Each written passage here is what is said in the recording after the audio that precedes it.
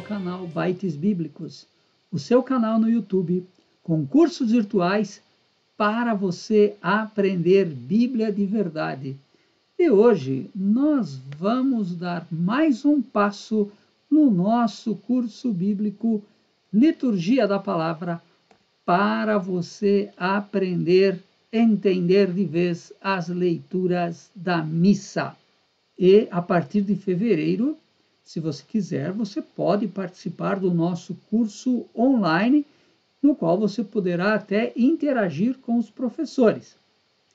Sobre isso, darei mais informações ao final deste vídeo.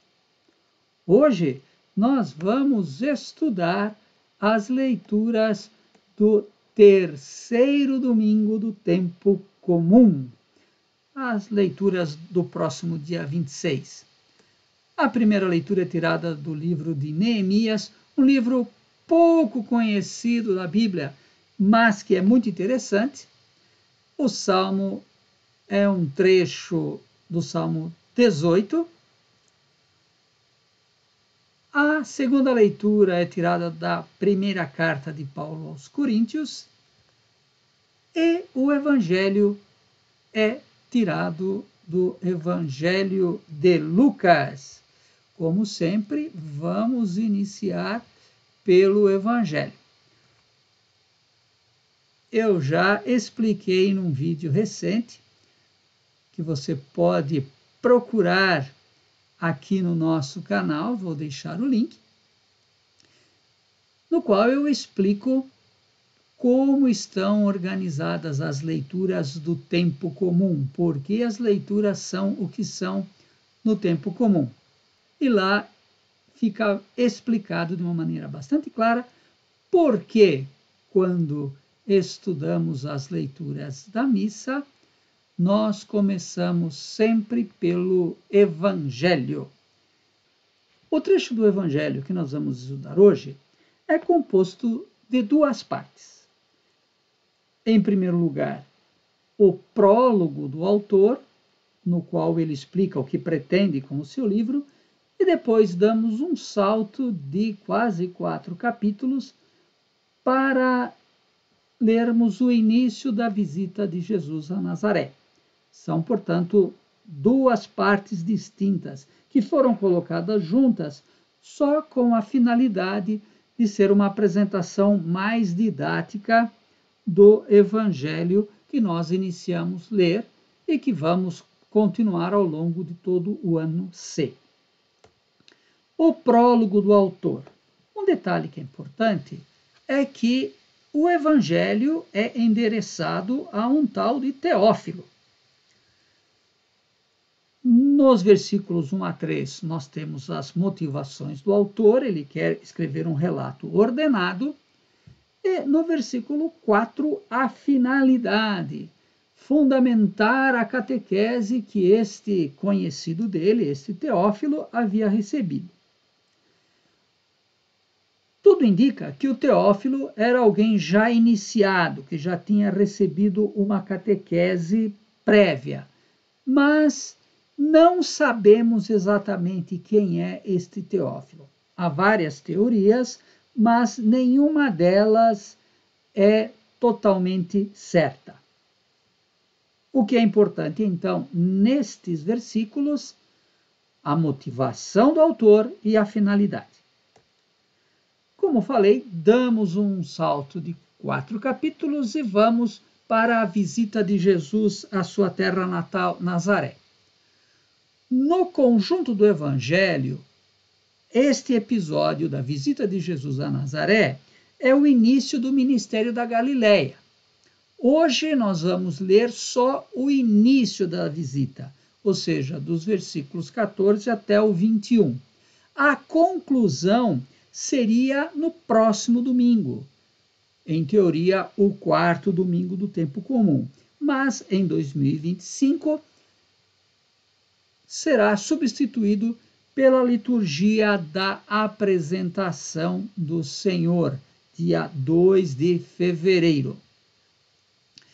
Vamos então ver rapidamente todo o episódio para que você possa compreender o conjunto.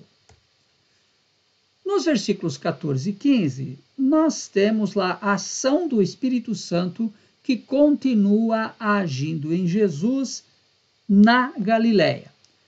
Se você procurar lá na sua Bíblia, você vai ver que no início do capítulo 4, os versículos 1 a 11, nós temos o Espírito que conduz Jesus no deserto e ajuda Jesus a vencer a tentação. Nós vamos ver isto com mais calma no primeiro domingo da Quaresma.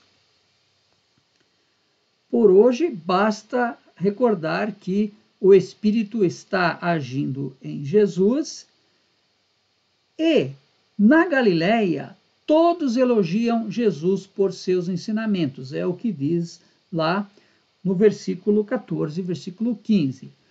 Mas, na sua cidade, Nazaré, a coisa será bem diferente.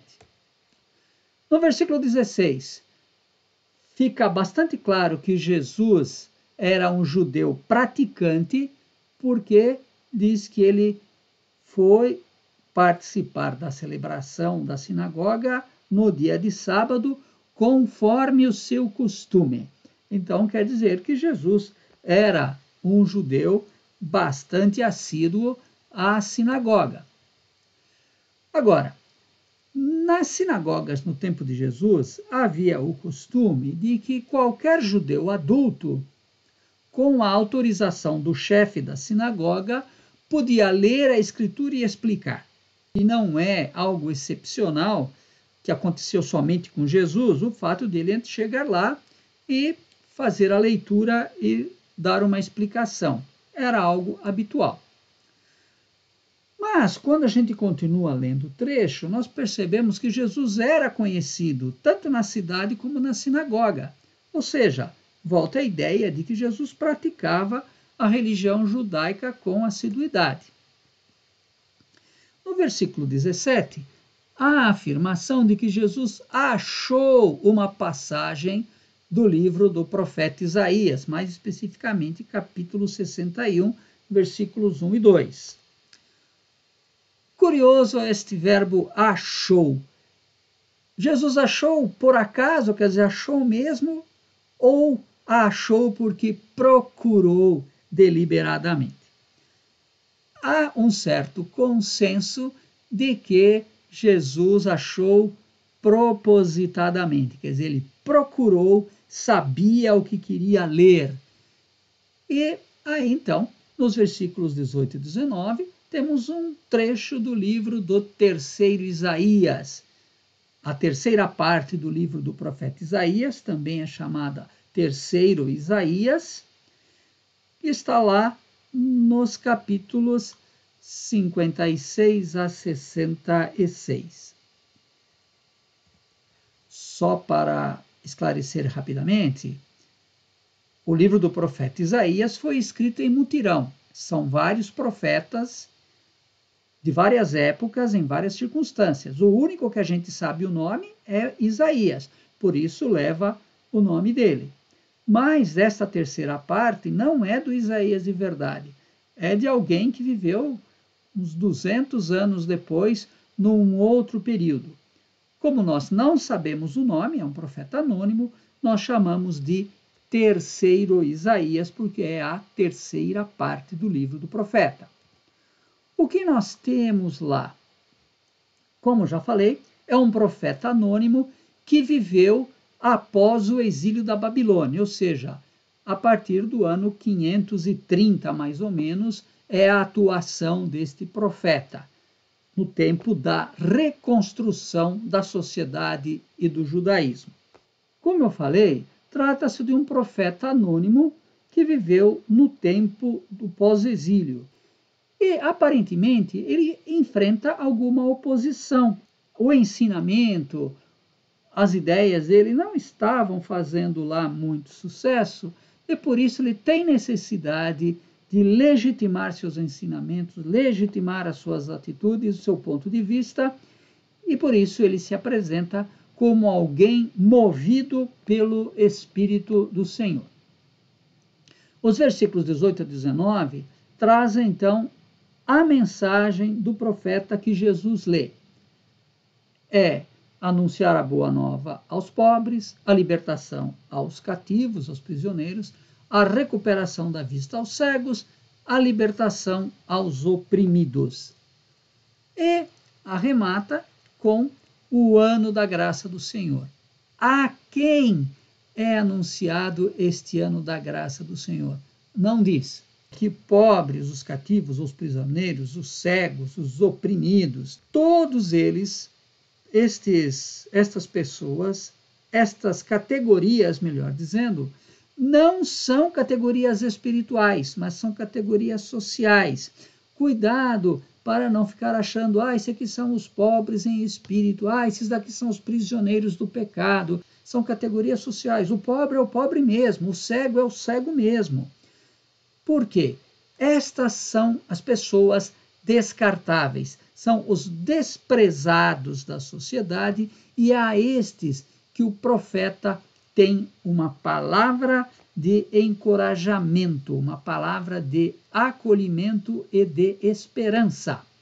A última afirmação do profeta é que ele veio anunciar o ano da graça. Isso significa que chegou o momento, chegou o tempo de tudo isso que o profeta está anunciando acontecer. O momento é agora. Chegou o momento de todos se comprometerem. Eu falei, o profeta vive o tempo da reconstrução e parece que havia um pessoal lá que estava assim, deixando, Deus vai fazer tudo, nós só vamos ficar assistindo. E o profeta diz, não, chegou o momento da graça, mas essa graça exige também o nosso compromisso.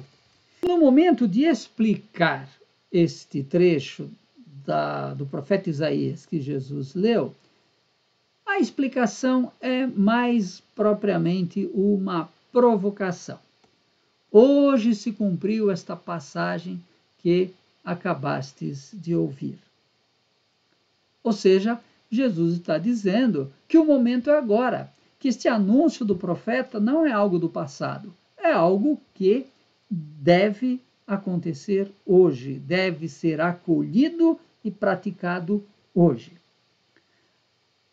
Aí termina o trecho do Evangelho desta nossa celebração. Como já falei, a continuação e conclusão da visita de Jesus a Nazaré seria no quarto domingo, que este ano será suprimido pela festa da apresentação de Jesus no templo. Mas aqui vamos rapidamente entender o que vai acontecer. Nos versículos 23 a 27, Jesus continua a provocar seus conterrâneos e temos aí um contraste muito interessante, porque no versículo 15 havia a afirmação de que todos na Galileia o elogiavam, mas agora em Nazaré, todos na sinagoga ficam furiosos. Olha como Lucas aí marca este contraste de aceitação e rejeição. E é por isso, então, que nós percebemos que Jesus aparentemente vive a mesma situação do profeta anônimo que está lá na terceira parte do livro do profeta Isaías. Ele foi enviado por Deus para anunciar a salvação, mas enfrenta a oposição de quem não o aceita. Olha que coisa interessante, né? Você já tinha percebido esses detalhes neste trecho? Vê que muita coisa nós estamos tão acostumados a ler que às vezes a gente já não presta mais atenção, e este nosso curso é exatamente para te ajudar a perceber esses detalhes das leituras da missa. Vamos então para a primeira leitura de hoje. Como eu já falei, Neemias é um livro que está lá no Antigo Testamento, é pouco conhecido. Ele pertence à chamada obra histórica do cronista. Tem este nome porque pertence a um bloco de livros formados pelos primeiro e segundo livro de Crônicas, que vai ter um relato desde a criação até o exílio vai resumir todos lá, Gênesis, Êxodo, depois Josué, Juízes, Samuel e Reis. E depois os livros de Esdras e Neemias, que vão contar a volta do exílio e a reconstrução a partir lá do ano 530, mais ou menos. É sempre bom recordar que Esdras e Neemias não são os autores, são os personagens. E estes dois personagens são apresentados assim.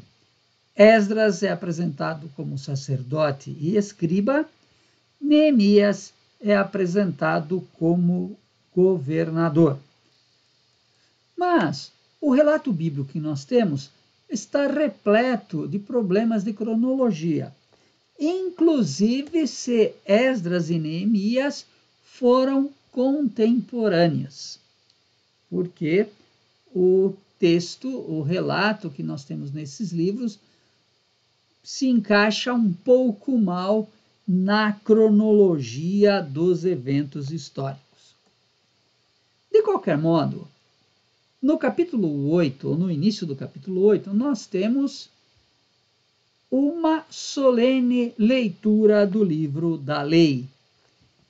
Um detalhe importante: é a primeira vez que na Bíblia se fala de um livro da lei. Para os estudiosos, este livro da lei, esse livro da lei de Deus, é o Pentateuco, talvez numa primeira versão. Não, talvez não exatamente o que nós temos hoje, mas numa primeira edição, vamos dizer assim. Na liturgia, o recorte usado nessa leitura omite alguns detalhes e alguns personagens. O que nós vamos ler? Em primeiro lugar, nós temos a descrição da assembleia e do ambiente, e um versículo 3 que é muito estranho. Se você prestou atenção, você deveria ter ficado se questionando o seguinte, ó. A leitura durou cerca de 6 horas. O texto diz que foi do amanhecer até o meio-dia. Provavelmente debaixo do sol. Será que o povo escutou com total atenção o tempo inteiro? Porque olha só, nas nossas missas, que as leituras duram pouco mais do que 10 minutos, a gente já não consegue prestar atenção em tudo. Imagina uma leitura que vai durar 6 horas. Talvez seja apenas um modo de dizer que o povo deu importância ao texto, ao que estava sendo lido. Os versículos 5 a 8 dão mais detalhes sobre a leitura, o ato da leitura em si mesmo. Tudo é apresentado como uma celebração da palavra e acontece até uma adoração do livro da lei. Tem a exposição do livro, depois tem a bênção sobre o povo e as reações do povo, tudo um ambiente litúrgico. E nos versículos 9 a 10, nós temos lá Neemias e Esdras que despedem o povo. O povo, nas suas reações, se demonstra muito triste, preocupado, se lamenta, chora porque não estava cumprindo aquele livro da lei, mas Neemias e Esdras convidam o povo a se alegrar, a fazer festa, não ficar triste, por quê? A promessa de que a alegria do Senhor será a vossa força. Aliás, é uma das frases que o padre ou o diácono usa para despedir o povo quando termina a missa, né? Ide em paz, a alegria do Senhor seja a vossa força. Mas é interessante a gente perceber também o seguinte, que a lei foi dada para a alegria e a liberdade, não para fazer o povo se sentir culpado porque não está cumprindo literalmente, vírgula por vírgula, da lei. Ou seja, a lei foi dada para nos tornar pessoas livres, para nos ajudar a construir uma sociedade de pessoas livres e felizes. Olha que bonito! E não é à toa que o Salmo, lá o Salmo 18, no trecho que nós lemos, é um grande elogio à Torá do Senhor, um grande elogio à lei. Aliás, nós temos ali vários sinônimos para esclarecer o que é a Torá, e nisto, Salmo 18 ou 19 é muito semelhante lá ao Salmo 119. Vários sinônimos para dizer Torá: lei, testemunho, ordens, mandamentos, juízos. Tudo isso nos ajuda a compreender que a Torá é muito mais um ensinamento, é muito mais uma orientação do que uma série de regras que vai nos trazer o castigo se nós não a cumprirmos. Isso tudo para nos ajudar a compreender quais são as qualidades da Torá. Ela é perfeita, ela é verdadeira, ela é justa, ela é reta. A Torá, a lei do Senhor, os mandamentos, são superiores, mais preciosos do que qualquer pedra preciosa, do que qualquer metal precioso, e mais doce do que qualquer alimento. Por outro lado, o Salmo também diz que o temor do Senhor é puro e eterno. E aqui há algo importante a dizer. O temor do Senhor não é ter medo de Deus. Temor do Senhor significa praticar a Torá. Olha só que coisa importante. Temer a Deus não é ter medo de Deus. Assim como também outras ideias semelhantes. Amar a Deus, buscar a Deus, servir a Deus. Tudo isso tem a ver com praticar a Torá. Temer a Deus não é ter medo de cometer pecado. Teme a Deus, ama a Deus quem cumpre os mandamentos. Nos versículos 12 a 15, nós temos o relacionamento do salmista com a Torá. Esta fidelidade do salmista aos mandamentos, à lei de Deus, traz as seguintes consequências: luz, humildade, integridade. E é por isso que o salmista termina o salmo com um desejo: ter palavras e pensamentos que agradem o Senhor. Espero que tenha ficado claro como o salmo prolonga a primeira leitura. Vamos então para a segunda leitura, tirada da primeira carta de Paulo aos Coríntios. Neste trecho, Paulo continua o ensinamento sobre a variedade de dons na comunidade, que nós já lemos no domingo passado. E Paulo agora vai usar uma comparação muito comum no mundo antigo. A comunidade é como um corpo. É uma só, mas tem muitos membros. E o trecho de hoje usa recursos da retórica grega clássica que Paulo conhecia. Olha como é o trecho da leitura de hoje. Paulo põe uma proposição, quer dizer, ele vai fazer uma ideia provocativa para chamar a atenção da comunidade. Ele vai personificar as partes do corpo, vai falar das partes do corpo como se fossem pessoas individuais, cada uma dessas partes. Vai colocar várias questões retóricas, que são aquelas perguntas que não é para responder, é para pensar. E vai depois fazer uma conclusão enfática. No trecho que nós lemos hoje, nós temos como motivação para este ensinamento de Paulo o conflito interno da comunidade que nós já estamos lendo desde o domingo passado, né? A briga por quem tem os dons melhores e, por causa disso, quem tem mais poder na comunidade. Então, nós temos ali a comunidade de Corinto que vive um conflito que uma pequena elite quer se manter no poder, quer mandar, quer ser mais importante. E Paulo pede que esses que se consideram privilegiados abandone esta atitude de desprezo e de opressão em relação aos outros. No trecho de hoje, nós temos lá um ponto de partida, que é a unidade do corpo, para mostrar que as desigualdades devem ser superadas. Para isso, Paulo usa duas argumentações diferentes.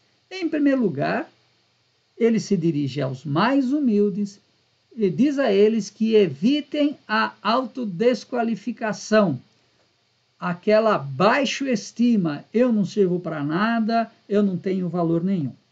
E depois ele se dirige aos líderes, mostrando a eles que não têm o direito de discriminar ninguém, de modo particular, aqueles que são mais fracos e mais humildes.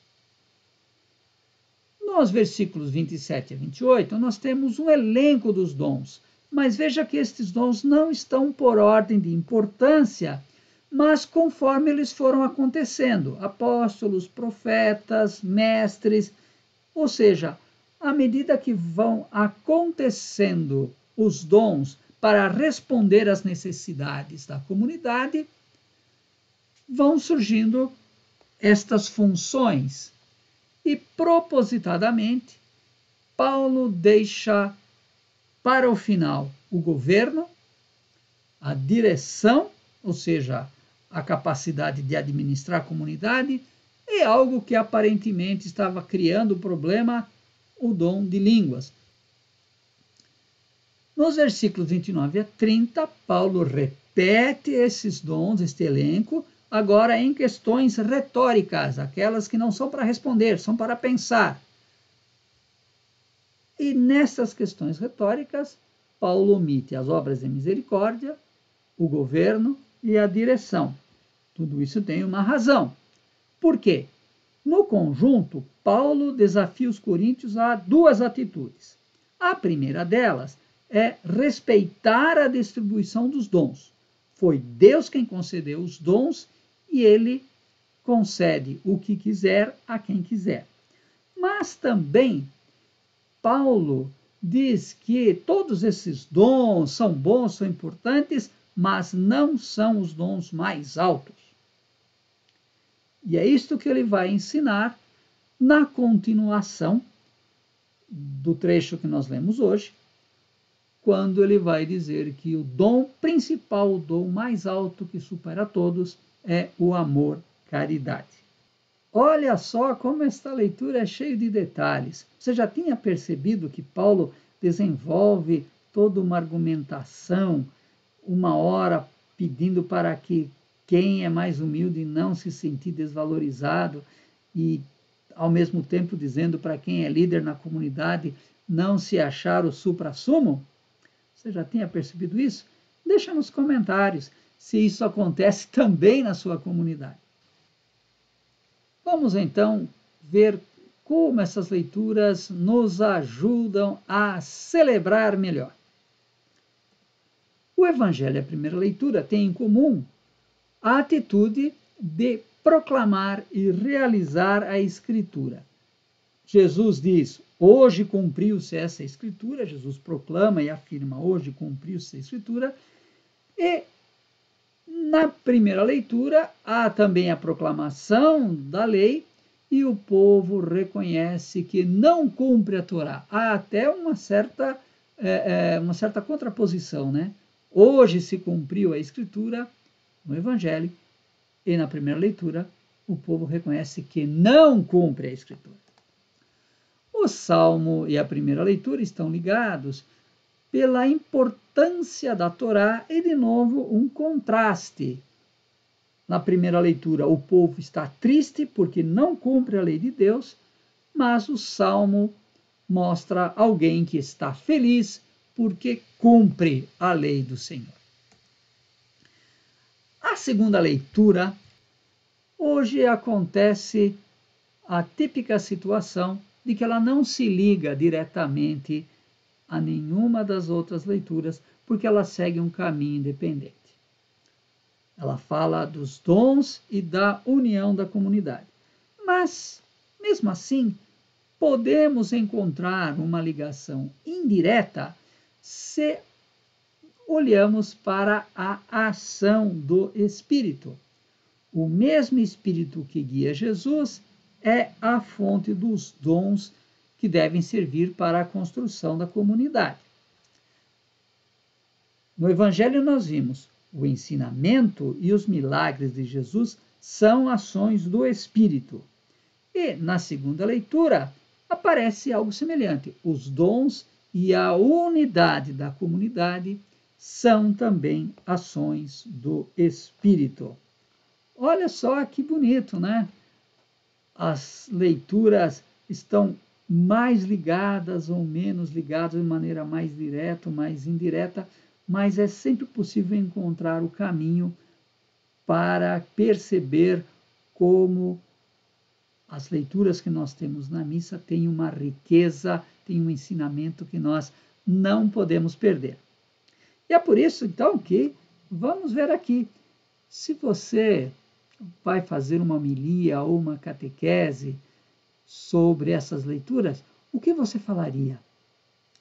Ah, eu tenho algumas sugestões. Pode ter certeza que sim. Vamos tomar como ponto de partida o Ano Santo, o ano do Jubileu, o ano da graça do Senhor, que, aliás, é o que é falado no Evangelho. E como vimos, o ano da graça do Senhor é o tempo oportuno para colaborar com Deus. Hoje, as leituras mostram as várias faces da graça. O ano da graça do Senhor. Mas o que é a graça? Nós vamos responder isso em vários momentos ao longo das celebrações deste nosso ano jubilar. Mas hoje temos as seguintes ideias. Em primeiro lugar, o Evangelho nos mostra que a graça é algo bem concreto que reconstrói as pessoas. Boas notícias, boa nova aos pobres. Os pobres precisam de boa notícia, não de notícias tristes. Libertação, a recuperação da visão, mas também saúde, educação, moradia. Tudo isso faz parte da graça que reconstrói as pessoas. Na primeira leitura no Salmo, a ideia é que a graça é também fruto do nosso compromisso. Ou seja, quando praticamos a Torá, ajudamos a graça a vir mais rápido. Colaboramos com Deus para que a graça aconteça logo. Sem colocar a Torá em prática, a sociedade não tem futuro e as pessoas não têm futuro também. Praticar a Torá é motivo de alegria, mesmo que esta fidelidade à Torá seja um pouco exigente. E na segunda leitura, a ideia é que a graça é algo preservado e fortalecido pela busca da unidade. A comunhão da comunidade faz a graça permanecer, faz a graça crescer. Uma comunidade ou uma sociedade que discrimina as pessoas é uma comunidade, é uma sociedade que não tem graça. E aqui há também um jogo de palavras, né? É uma comunidade sem graça, em todos os sentidos. Em resumo, 2025, ano da graça, vamos aproveitar as oportunidades para que esta graça aconteça e aconteça logo. E então, o que você achou? Puxa, como essas leituras são interessantes, são cheias de significado, de ensinamentos, né? Espero que essa nossa explicação te ajude a celebrar melhor, te ajude a preparar melhor a celebração. E se você for fazer uma homilia, uma catequese, te ajude a evangelizar com mais profundidade. E é por isso que eu deixo aqui o convite para você participar do nosso curso Liturgia da Palavra, para você entender de vez as leituras da missa. Na descrição desse vídeo, você vai encontrar um link para ter acesso às informações sobre o curso, quando começa, quem são os professores, o valor mensal para participar deste curso e também o link para o formulário de inscrição. Tenho certeza que você vai gostar. Não se esqueça de deixar o seu like, inscreva-se no canal, marque o sininho para receber notificações, comente, diga a sua opinião a respeito do que nós estamos ensinando, no que estamos discutindo nestes nossos vídeos, compartilhe. E que, como diz Neemias na primeira leitura, a alegria do Senhor seja a tua força. Até o próximo vídeo.